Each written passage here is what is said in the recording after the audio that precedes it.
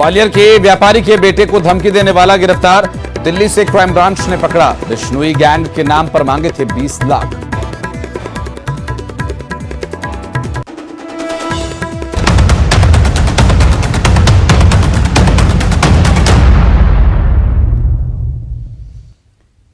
नमस्कार, मैं हूं आशीष त्रिपाठी, आपके साथ सुपरफास्ट पर नजर डालेंगे। उससे पहले इस बीच आ रही एक बड़ी खबर का रुख कर लेते हैं।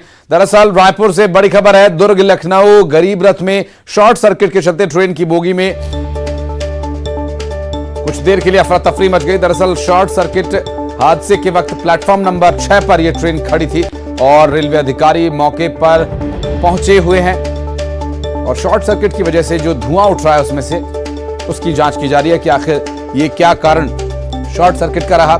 और साथ ही आपको बता दें कि ये दुर्ग लखनऊ गरीब रथ है जिसमें शॉर्ट सर्किट होने की वजह से हल्का धुआं उठता उसमें से दिखाई दिया और रेलवे के अधिकारी मौके पर तुरंत पहुंच गए हैं और किसी भी तरह की ये शॉर्ट सर्किट भड़कने की जो संभावना है उसे निरस्त करने का काम किया जा रहा है। ट्रेन की बोगी में शॉर्ट सर्किट हुआ और इस शॉर्ट सर्किट को किसी भी तरह की जो इसकी संभावनाएं और बढ़ने की हैं उसे निरस्त किया जा रहा है। ट्रेन की बोगी में शॉर्ट सर्किट के बाद हादसे के वक्त प्लेटफॉर्म नंबर 6 पर यह खड़ी हुई थी और वहां रेलवे के अधिकारी पहुंचे हैं और टेक्निकल डिपार्टमेंट के कुछ कर्मचारी वहां पहुंचे हुए हैं और इस शॉर्ट सर्किट को आइडेंटिफाई कर रहे हैं कि आखिर ये शॉर्ट सर्किट कैसे हुआ, क्या इसका कारण है और इसे कैसे रोका जाए और इसे कैसे इसका हल निकाला जाए। इसके लिए वहां अधिकारी मौके पर मौजूद हैं और गनीमत यह है कि वक्त रहते इसके बारे में पता चल गया और प्लेटफॉर्म पर ही ये ट्रेन खड़ी थी जिससे इस समय रहते इसके बारे में जानकारी अधिकारियों को मिली और इसका निस्तारण किया जा रहा है। दुर्ग लखनऊ गरीब रथ, यहाँ ट्रेन बोगी में एक शॉर्ट सर्किट हुआ है और इस शॉर्ट सर्किट को ठीक किया जा रहा है। क्या परेशानी है, इसके पीछे कारण क्या रहा, इसे जानने की कोशिश की जा रही है। दरअसल दुर्ग लखनऊ गरीब रथ में शॉर्ट सर्किट होने की वजह से इससे हल्का धुआं उठा और धुआं उठता देख प्लेटफॉर्म नंबर 6 पर खड़ी इस ट्रेन को लेकर जानकारी टेक्निकल डिपार्टमेंट को दी गई और अधिकारी और कर्मचारी मौके पर पहुंच गए हैं और जो इससे धुआं उठ रहा है हल्का हल्का, इस धुएं का कारण जानने का प्रयास कर रहे हैं। क्या कारण रहा शॉर्ट सर्किट होने का और उसे जांच कर उसे तुरंत ठीक किया जा रहा है। और अभी जो तस्वीरें हम आपको दिखा रहे हैं ये रायपुर रेलवे स्टेशन के प्लेटफॉर्म नंबर 6 की तस्वीरें हैं।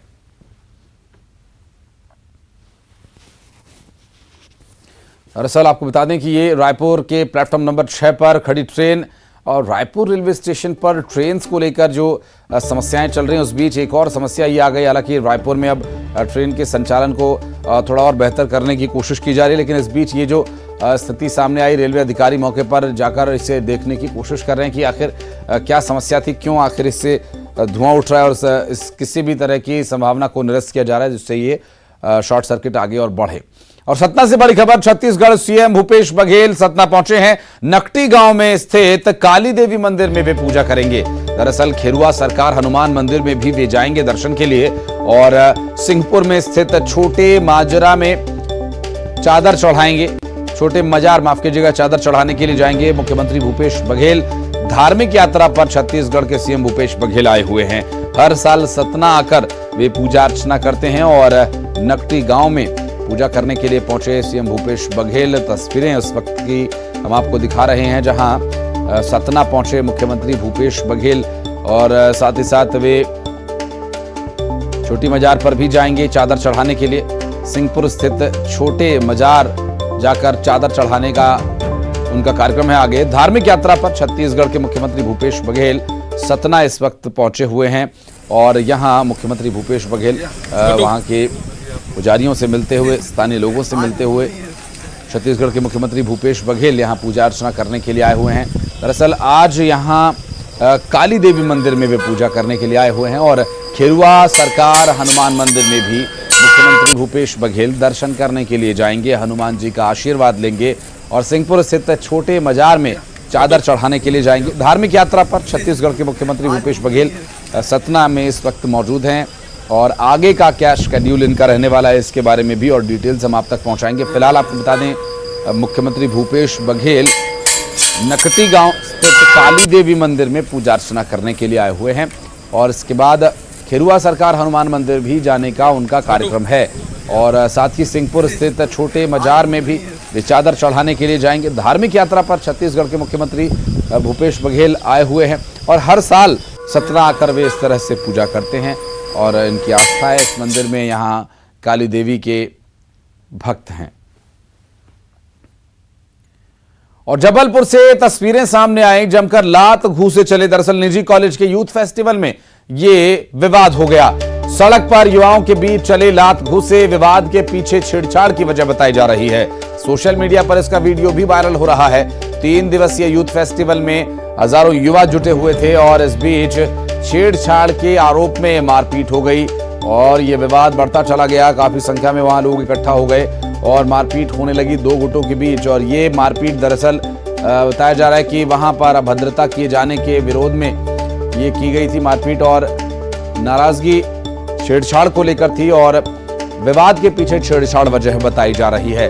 जबलपुर में कॉलेज यूथ फेस्टिवल में ये सभी हजारों युवा जुटे हुए थे। जबलपुर में जमकर लात घूसे निजी कॉलेज के यूथ फेस्टिवल में चले और सड़क पर युवाओं के बीच लात घूसे चले। विवाद के पीछे छेड़छाड़ वजह बताई जा रही है। सोशल मीडिया पर वीडियो वायरल हुआ। 3 दिवसीय यूथ फेस्टिवल में हजारों युवा यहां पर जुटे हुए थे। सड़क पर लात घूसे चले। तस्वीर जो इस वक्त आप देख रहे हैं दरअसल ये उसी विवाद की है जहां कॉलेज के यूथ फेस्टिवल में जुटे हजारों युवा वहां मौजूद थे, जबकि इस बीच कुछ लोगों के बीच मारपीट हो गई, लात घूसे चले।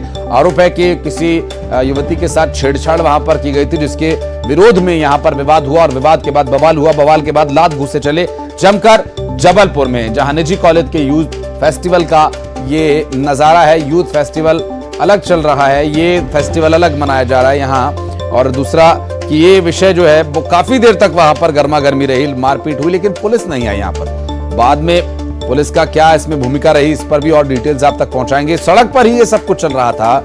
यूथ फेस्टिवल है, पुलिस कहाँ है? यूथ फेस्टिवल में जहां हजारों युवा जुटते हैं वहां पर पुलिस का सख्त पहरा होना जरूरी है, लेकिन यहाँ जबलपुर की पुलिस कहाँ है ये दिखाई नहीं दे रही। जबलपुर की पुलिस आखिर कहाँ है ये बड़ा सवाल है। और ग्वालियर से इस वक्त की बड़ी खबर, व्यापारी के बेटे को धमकी मिलने के मामले में पंजाब के बिश्नोई गैंग के नाम से मिली धमकी के मामले में रविंद्र कुशवाहा को गिरफ्तार किया गया। क्राइम ब्रांच ने दिल्ली से आरोपी रविंद्र को पकड़ा है। दरअसल दोस्त के कहने पर रविंद्र ने राहुल को धमकी दी थी। 20 लाख रुपए में सुपारी मिली थी ऐसा कहा गया। पंजाब के बिश्नोई गैंग के नाम से यह धमकी दी गई थी और बिश्नोई गैंग के नाम पर धमकी देने वाला गिरफ्तार कर लिया गया है। दोस्त के कहने पर रविंद्र ने राहुल को धमकी दी थी और 20 लाख रुपए में सुपारी मिलने की धमकी उसने दी थी और 20 लाख रुपए एवज में मांगे गए थे। ये जो पूरा मामला है, बिश्नोई गैंग का नाम लेकर कई लोग ऐसे रंगदारी और फिरौती की रकम मांगते हैं। हालांकि पंजाब के बिश्नोई गैंग के नाम से मिली इस धमकी के पीछे जो रविंद्र कुशवाहा है उसे गिरफ्तार कर लिया गया है। क्राइम ब्रांच ने दिल्ली से आरोपी रविंद्र को पकड़ा है। जानकारी मिल रही कि दोस्त के कहने पर रविंद्र ने ये धमकी दी थी और फिलहाल पुलिस की गिरफ्त में है आरोपी रविंद्र और बिश्नोई गैंग के नाम पर धमका रहा था, 20 लाख रुपए मांग रहा था। और पुलिस में जब इसकी शिकायत की गई तो पुलिस ने इसकी तलाश की और इसे ढूंढ निकाला। इस वक्त ये पुलिस की हिरासत में है धमकी देने वाला रविंद्र कुशवाहा, जो कि क्राइम ब्रांच दिल्ली ने पकड़ा है।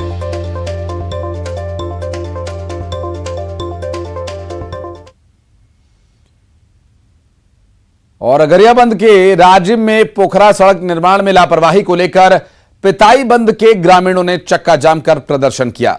ग्रामीणों के द्वारा सड़क निर्माण में लापरवाही बरते जाने की बात कही जा रही है और निर्माण होने से सड़क पर धूल उड़ रही है, जिसकी वजह से आए दिन यहां हादसे होते रहते हैं। तो वहीं सड़क किनारे जिस तरह बिजली के खंभे लगा दिए गए हैं उससे जान का खतरा बना हुआ है। वहीं ग्रामीण जब शिकायत लेकर पीडब्ल्यूडी दफ्तर पहुंचे तो कर्मचारी और अधिकारी दफ्तर से ही नदारद दिखाई दिए और यहां पर ग्रामीणों का प्रदर्शन जारी है। ग्रामीणों का ये कहना है कि इस उड़ती धूल की वजह से दमे की बीमारी होने का खतरा है और यहाँ कई बार अधिकारियों के चक्कर लगा दिए हैं, लेकिन कोई अधिकारी वहाँ उनकी समस्या का निस्तारण करने के लिए नहीं पहुंचा। पीडब्ल्यूडी दफ्तर खाली ही रहता है अक्सर।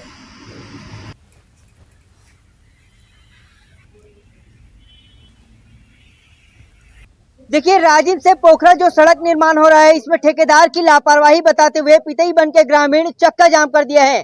पितई बंद के ग्रामीणों का कहना है कि लगातार ठेकेदार द्वारा यहाँ गिट्टी बिछाया गया है, लेकिन पानी नहीं डाला जा रहा है। और देखिए, जो विद्युत जो पोल है ये बार बार टूट जा रहा है और काफी नजदीक जो है उसका वायरिंग है, जो कभी भी किसी बच्चे के संपर्क में आ सकता है तो एक जान जोखिम हो सकता है। और इसी को लेकर देखिए कि तमाम जो यहाँ पर सरपंच के साथ ग्रामीण है यह आक्रोशित है और यहाँ पर चक्का जाम कर दिया। तमाम जो गाड़ी हैं वो लाइन लगी हुई है और यहाँ पर राजिम पुलिस भी मौके पर मौजूद है।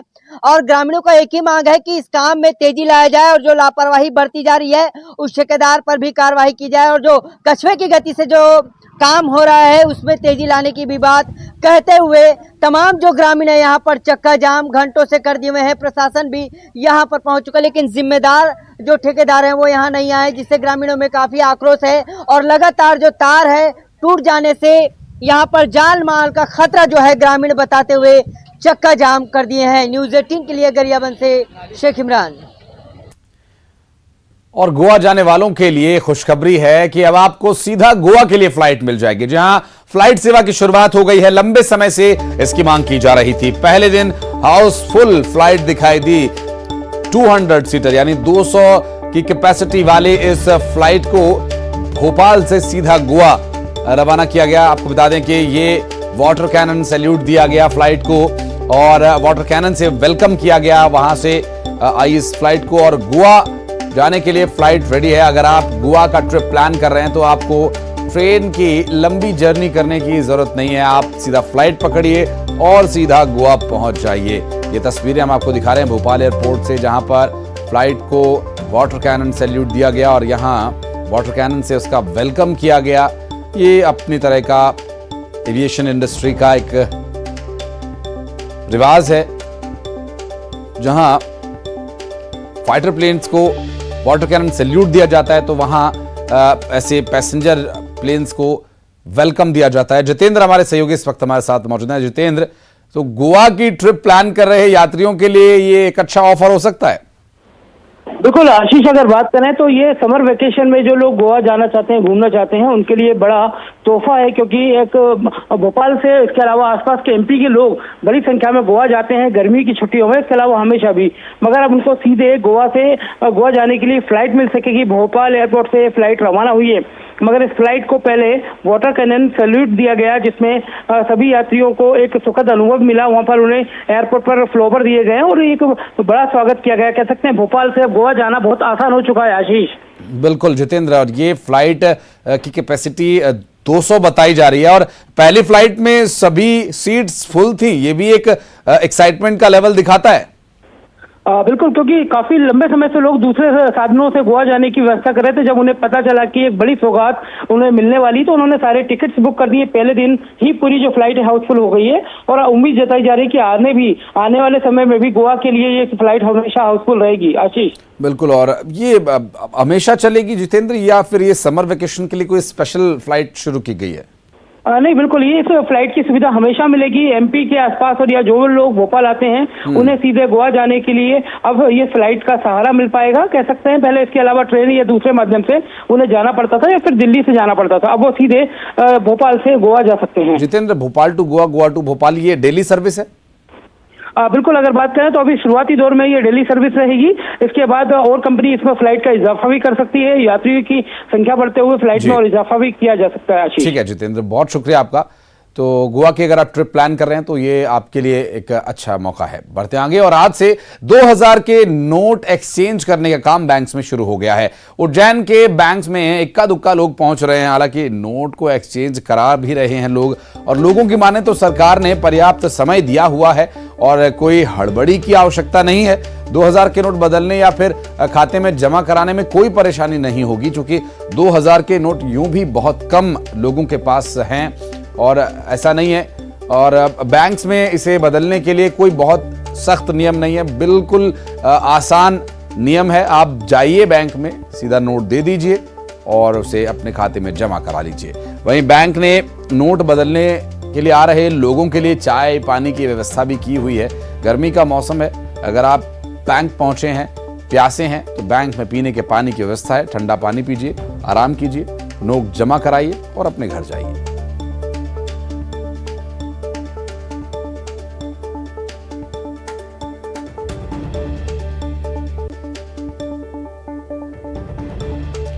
सरकारी और निजी बैंक, सभी बैंक्स में यह सुविधा मौजूद रहेगी नोट बदलने के लिए।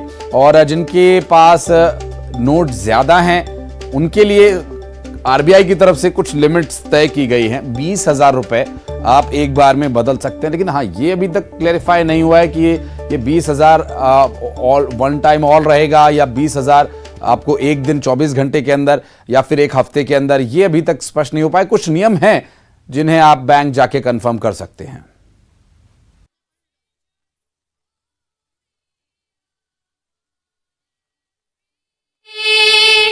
We've golden soil and wealth for toil. Our home is good by sea.